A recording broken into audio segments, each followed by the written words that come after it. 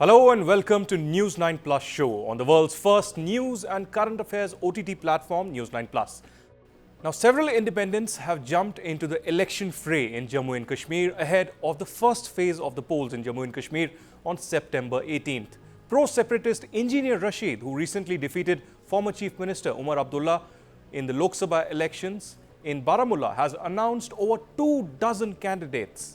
Band Jamaat-e-Islami has also announced several independent candidates in J&K, especially in the South Kashmir. Many political leaders have quit their political parties and will be contesting as independent candidates. This includes former MLA GM Saruri and former Mayor Junaid Azim Mattu. Radical preacher from South Kashmir Sajjad Barkati is likely to face, in fact, Omar Abdullah in Gandarbal of Central Kashmir. He is the same man who was the face of the violence in Jammu and Kashmir in 2016 after the killing of terrorist Burhan Wani. Meanwhile, newly appointed J&K election in charge and former General Secretary of the BJP, Ram Madhav, has accused the National Conference and the PDP of including former terrorists for their election campaigning as they want to allegedly take J&K back to trouble-filled days. Will independents be the kingmakers of Jammu and Kashmir polls this time around? Joining me to discuss this are Sajid Yusuf Shah, media in charge of the BJP in Kashmir. We also have SP Vaid, former Director General of the Police in Jammu and Kashmir, who has kept a close watch and seen some troubled years in J&K. And finally, we have Ahmed Ali F, senior veteran journalist from Jammu and Kashmir, one of the fiercest voices who has kept his eyes and ears open and watched Jammu and Kashmir very closely. Thank you very much, gentlemen, for joining us. Ahmed Ali F, let me begin with you, setting the tone of this debate. You also seen these independents crop up over the last few weeks suddenly. We have Jamaat-e-Islami, we have, Engineer Rashid, of course, 20 to 30 candidates already. And we have others like Junaid Mattu, Imran, GM Saruri and several others. What is this game plan really? Most of these people, independents, have had a tone which is pro-separatist till now. But could this be advantage BJP or could this be advantage NC and India alliance? As many as 18 elections in Jammu and Kashmir, including the Lok Sabha elections, Panchayat, urban local body and assembly elections. Right. I can tell you that these elections are different in the sense that a large number of independent candidates are there. They are trying their luck this time. They are well in the fray. But you have to see the context in which these elections are being held. We have had recently the Lok Sabha elections in Kashmir. You have seen that these are completely unpredictable. It was very difficult for analysts to predict who exactly was the winner and who was the loser. But National Conference established its lead in two of the three constituencies, that is South Kashmir and Central Kashmir. And Engineer Rashid, he was a completely unexpected intervention, and he got not only a good lead, but he defeated the former Chief Minister Omar Abdullah and also Sajjad Ghani Lone, who was also a very veteran candidate and president of the People's Conference, and his father has also contested elections. Sajjad has been contesting elections. He has been a minister. So this was completely unexpected, and you have seen that he got maximum number of votes because of his profile. The profile was that it was not that Engineer Rashid is the terrific development achiever. He has some major achievements in development and other things. Engineer Rashid's profile satisfies a particular sentiment. We call it a separate sentiment or a pseudo-separate sentiment, because even after being elected for the Jammu and Kashmir Assembly for 2 terms, that is in 2008 and 2014, Engineer Rashid continued to support not only talks with Pakistan and a release of militants, but at several occasions he was heard shouting slogans for Rayshmari, that is plebiscite, that is clear Pakistan's stand on Kashmir, that the Kashmir problem should be resolved according to the United Nations resolutions. And then we have seen him shouting slogans that it's not acceptable to the people of Jammu and Kashmir, Kashmir's accession to India, and he has been shouting slogans against integral part and atut ang. These slogans we have heard and we have seen. So he has a profile, a profile which others will have had in the past, not exactly this way. Shamim also contested 1971 Lok Sabha election with the support of Sheikh Ahmed Abdullah, covert support of Sheikh Mohammed Abdullah's plebiscite front, which was on boycott that time. So these things have happened. People have won elections on those slogans and on that separatist narrative. But this time, the assembly elections are going to be a little different, radically different, I can say, because we have seen Engineer Rashid established a lead in as many as 14 segments out of 18 segments in North Kashmir. Sajad Lone had lead in only one segment, that was Handwara, and National Conference had a lead, had a maximum number of votes in Badgam, Patan, and Gurez, three segments. So this time, Engineer Rashid, exactly, he personally is not in the fray. It can be his brother or someone else, but he will be facing a large number of candidates, including Sajad Lone, who is a veteran fighter in Handwara area, and also National Conference and other parties. So it will be in all the 18 segments, he will be facing different people, and dynamics are completely different this time. We believe that he can have some influence in the constituency which he has won in the 2008 and 2014 elections, but it will be very difficult for Engineer Rashid and also other contestants, you named Jamaat Islami and other people. It will be very, very difficult for them. It will be a bitterly contested election, in which the parties, for example, the National Conference and PDP, they did not say anything against Engineer Rashid. Sajad Lone and Omar Abdullah spoke against each other. None of them spoke against Engineer Rashid. In this election, they will be directly hitting. Fair enough. Ahmed Ali Fayaz, I'll come back to you. Impression about him. I get your point. Independence certainly a big factor, but certainly it's a bitterly fought election that we'll see. I want to ask you, Ahmed Ali Fayaz, again on what Omar Abdullah did yesterday. You know, his cap in his hands and an emotional plea towards the voters and what it means. But first, let me go across to SP Vaid. Mr. Vaid, you are one of the topmost national security voices in Jammu and Kashmir today. So in this context, I want to ask you, you've seen the Lok Sabha elections. Somebody like Engineer Rashid winning from a mammoth margin and defeating democratic leaders like Omar Abdullah and Sajad Lone. We saw also, at least 2 to 3 Khalistanis winning in Punjab. What kind of a message does this, indicate? Is this a national security crisis in future that we could face? Because this time around in assembly elections, people say that a lot of separatist, pro-separatist voices are contesting elections at independent, and that's a positive sign. There are others who say that if separatists come to power, this could lead to a frenzy. How do you see this? See, as a police officer, I personally feel you should have people who coming into the election fray, those who do not talk of breaking India, who do not talk of Pakistan's line, those who actually promote what Pakistan actually says. Such people should not come in the fray. But then democracy is democracy, and you see we had experience of one-time separatists like Lal Tenga in Nagaland, what you call Mizoram. So one time separatists later on became chief ministers in those 2 states. So that is also the beauty of democracy. It adjusts different shades of opinions and accommodates them. But at the same time, we have to be very, very watchful. I don't think any police officer will feel comfortable seeing people like Engineer Rashid. We know, I have personally seen what Ahmed Ali F was saying.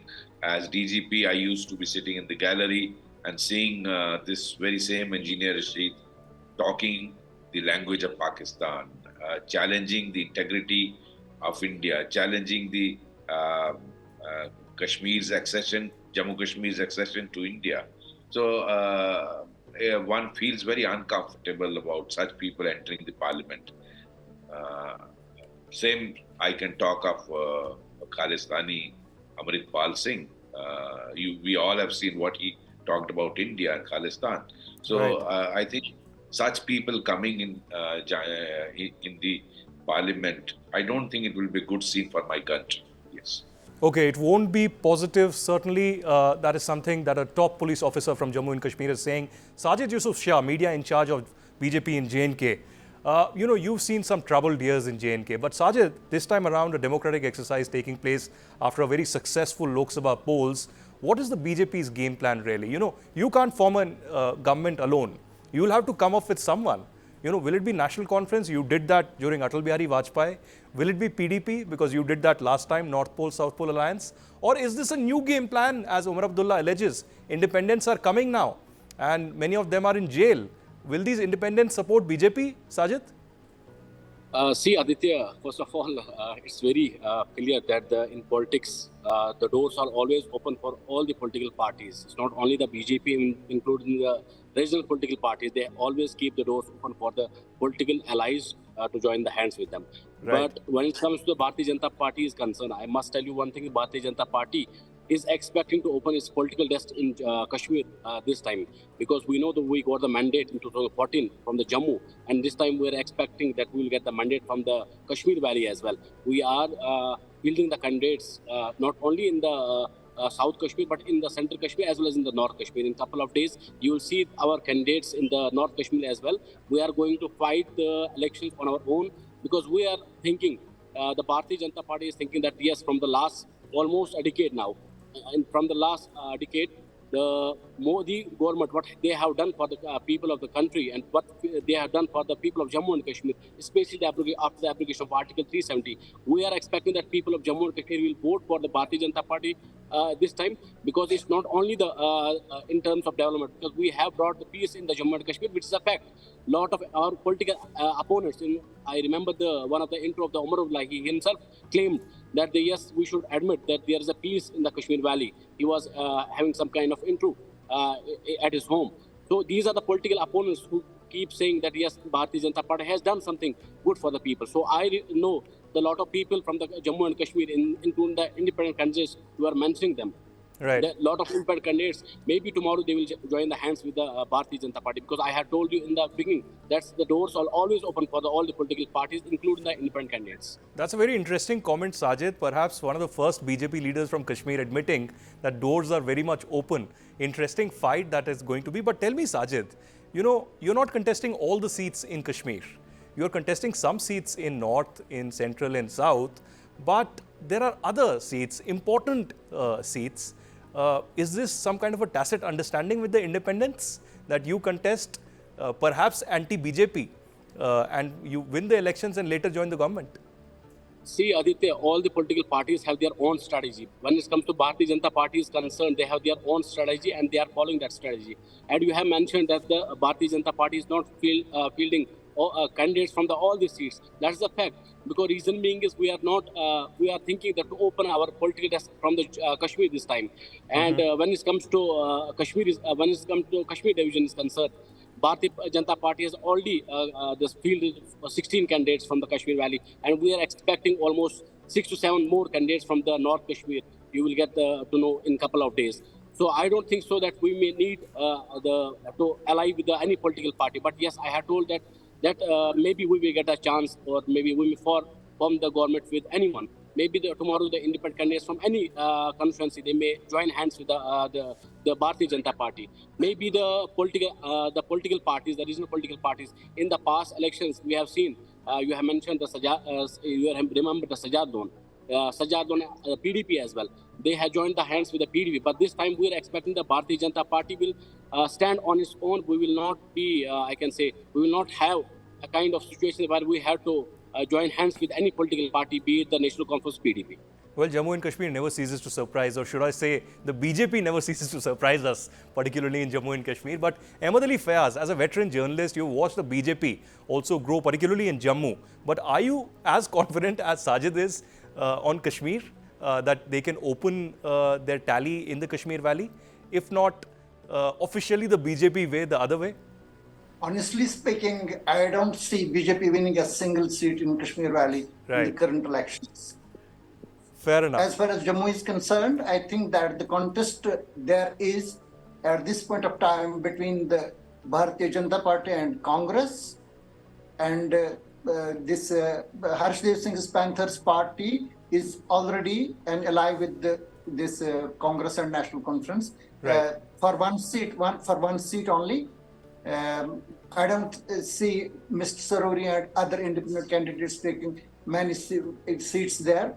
According to me, it can change, but at this point of time, I don't see the independent candidates taking more than 8 seats in this election out of 94 each in Kashmir and Jammu. But it was on Omar Abdullah, his stunt yesterday of begging before the voters to keep his respect intact. And, he has, been contesting from 2 seats in the past as well and lost 1. This time around, the same strategy. But will this help, even though National Conference is at its strongest right now? But there seems to be some desperation in Omar Abdullah. I think that in 2002 as well as in 2014, National Conference lost because of overconfidence. Omar does not want to show any sign of overconfidence this time. According to we people, he had no compulsion in bringing down his cap in Gandharbal yesterday. It's not the kind of contest he was in the year 2002 in Gandharbal, or even in the year 2014 in Birwa and Sanwar. This is a completely different situation today.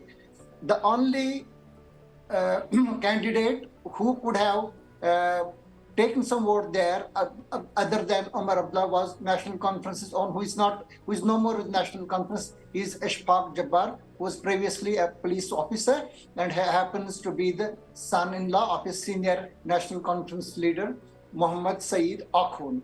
So this time he has been expelled from the party, and the PDP's problem is that after Qazi Muhammad Afzal, nobody has emerged as a leader in Gandharbal. It's a completely blank constituency, whether Omar Abdullah or Farooq Abdullah or someone else, or even some veteran from some other party, he contests that he can take a vote there.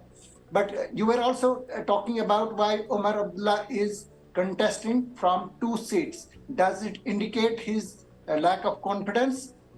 According to me, it's not. I will tell you that it had been decided, as we know, that Omar Abdullah will contest from Gandharbal. They had left Badgam and Birwa constituencies open for a purpose. The purpose was that they were watching the developments in Badgam particularly. Senior Hurriyat leader Aga Said Hassan's son has got PDP's ticket in Badgam, and he's contesting, for the first time he's contesting the election. His father has contested the assembly election in 1977 on Janata Party ticket. During Morarji Desai's time in 1977, he lost it to National Conference's Ghulam Hussain Gilani. But Aga Hassan has a substantial vote base in Badgam. In the previous elections, Aga Said Ruhullah used to be the beneficiary of their support. He happened to be his father-in-law sometime back. But he is still his uncle. He has a different organization, but his followers, most of his followers used to vote for Aga Ruhullah in the elections of 2002, 2008 and 2014. But this time, Aga Said Hassan his son has changed the dynamic in Badgam because he has jumped directly. So he will be taking a lot of Aga Said Hassan's support there, which will be subtracted from the National Conference vote. So National Conference would have been a clean loser in Badgam had their own man, for example, Aga Said Mahmood or someone else contested that election. So Right. because of that, they brought Omar Abdullah. They wanted a strong Sunni Muslim candidate to contest Aga Sayyid Hassan's son, who happens to be a Shia. So in Badgam, there is the sectarian dynamics. The constituency is divided as 60% Sunni Muslim vote and 40% Shia Muslim vote. In that case, had they given the ticket to Aga Sayyid Mahmood, who had earlier contested and won elections in 1996 from Birwa and 1987 from Patel. So this time, Right, fair it enough. would have been very difficult for him to win from Badgam. So it's only because of that compulsion that they fielded Omar Abdullah from two constituencies, Gandarbal Okay. and Badgam. Okay, fair enough. SP Vaid, I'll come back to you. Sajid Yusuf, briefly tell me, what are the agendas really in this election? Previous elections we have seen completely that autonomy, self-rule, self-determination is something that the NC and PDP have been harping on. After 370 nullification, we've now seen them repeating that statehood is important. That's a commitment that the Home Minister of the country, Amit Shah, has given inside the Parliament as well. But what about 370? A lot of these parties are talking about 370. The Congress seems to be mum. Rahul Gandhi, in his, campaigning in Jammu and Kashmir, has said that statehood should be returned, but remain mum on 370 completely, neither in favor nor against. How do you see the current developments with Congress and NC coming together? Is this also some kind of a lack of clarity on what they stand for on 370? See, Aditya, you remember the statement of the Farooq Abdullah. He said even if we had to wait for the hundreds of years for the restoration of abrogation of Article 370. So what does it mean? That means he is trying to fool the people of Jammu and Kashmir by saying that maybe it may take us hundreds of years. But you have seen the statements of the Rahul Gandhi. He mentioned about the statehood. When on the floor of Parliament, the Home Minister himself and even the Prime Minister himself, when he was in Srinagar, he told the people of Jammu and Kashmir, he mentioned in his speech that statehood will be restored in Jammu and Kashmir at the appropriate time.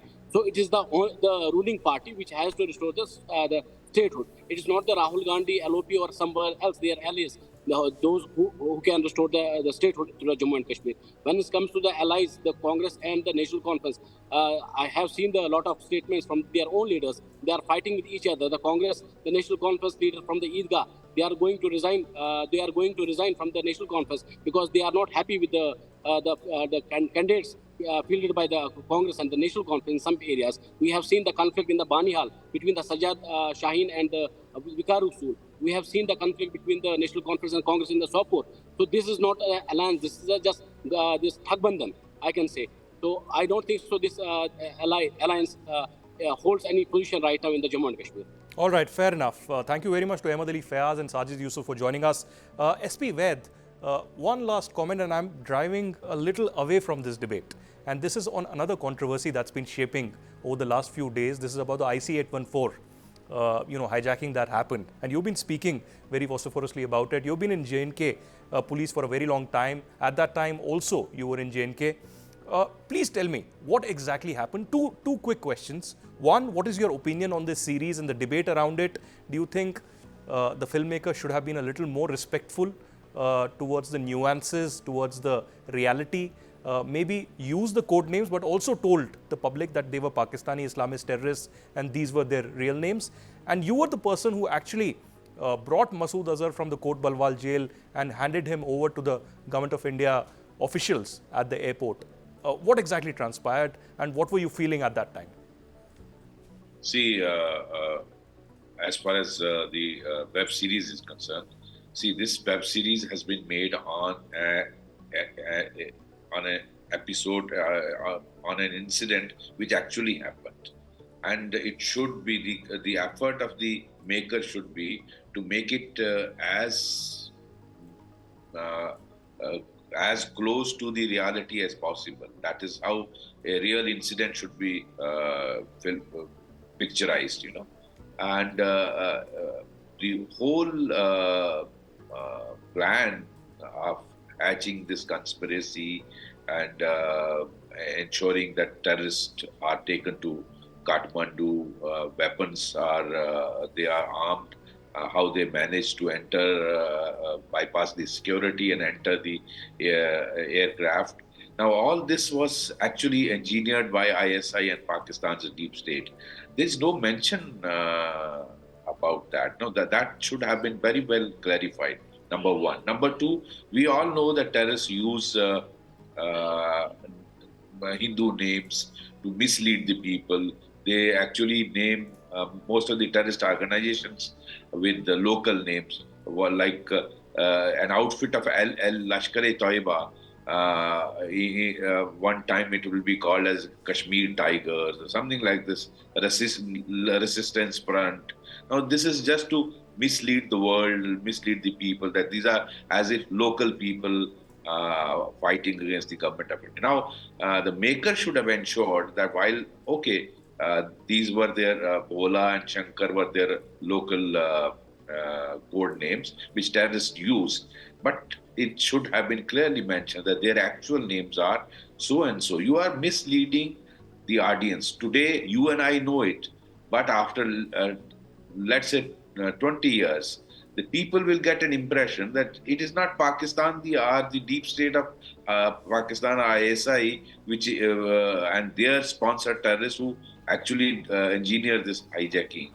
But some disgruntled element of Bhola and Shankar from India who were not happy with the country. Now, I think that part should have been ensured, and it should have been very, very clear who has actually got this hijacking done and blackmailed my country. So that's my answer to the number one question. Number two, yes, I was DIG Jammu at that time in '99 when this happened. I was called by my police chief that time, and he said there are instructions from the government of India that Azhar Masood, who is lodged in Kotbalwal jail, needs to be you need to go there. You need to take his custody, ensure that he is safely taken from Kotbalwal jail and handed over to a senior officer who is coming from Delhi. I don't want to name that officer. In a special plane, he hand over this Azhar Masood to him so that he is taken to Kandahar. This has been decided. So I pleaded with the then police chief. I said he's a very dangerous person and he could be responsible for killing of hundreds and thousands of people later on, and actually that's what actually happened. So I went to Kotbalwal jail, and I told the superintendent that time these are the orders of the government, bring him out. So jails have the doors. So between the first door, inner door and outer door, he was brought by jail authorities. And when I came down, I saw his hands were not tied up and his mouth, his face was not covered. So I said, put on the monkey cap. So he was actually having a tasbih in his hand. So, there was a smirk on his face, a kind of mysterious smile that, yes, your country has been blackmailed and I am being released. No, that kind of smile on his face.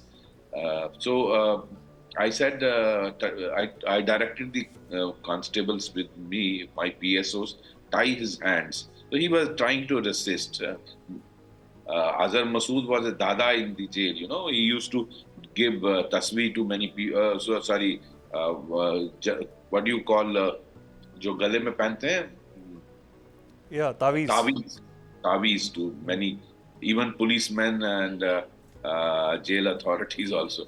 So I said, cover his face. So he was resisting. So I told my constables, just make burqa of him, bloody put it possible.